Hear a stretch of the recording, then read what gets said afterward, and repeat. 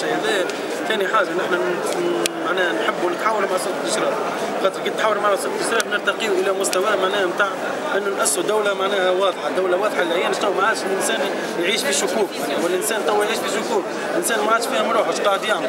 معناها اسكو الثوره هذه صحيحه مش صحيحه، زعما نحن ناخذوا حقوقنا، زعما كذبه هذه النقابات، زعما شنو معناها ولينا نحسوا في خوف كبير ياسر. انا ما نحبوش نوصلوا للشيء هذا، طلبنا خفيف ياسر، لا امور ماليه لا امور حتى شيء، انصاف الكاتب العام تاعنا. وثاني حاجه قانون يحمي رجل الامن ويحمي المواطن زاد، خاطر المواطن هو اللي معني بالقانون هذا، خاطر كي يطبق عليه القانون ويحترم نفس المواطن، اول الانسان يعتدي على المواطن ياخذ حقه.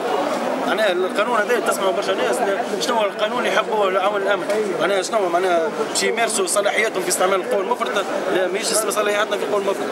هو بالاول حاجه يحمي المواطن مطالب بخويا تو الانسان ولا يعيش باش يتنقل من بقعه لبقعه ولا خايف، ما باش تنجد البوليس باش يجي زاد باش يضحي بنفسه.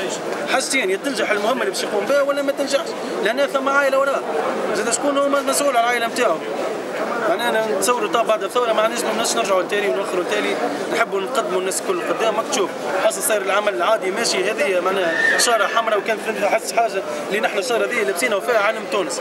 نحن رانا عسكريين وتدربنا على العسكر، والعسكري تعرف اللي هو الحاجه هو العلم بلاد هو مفدى وهو الوطن نتاعو، ونحن نحبوا بلاد تنجح اقتصاديا وسياحيا، فهمتني، في جميع المجالات باش نرتقيوا الى دوله متقدمه.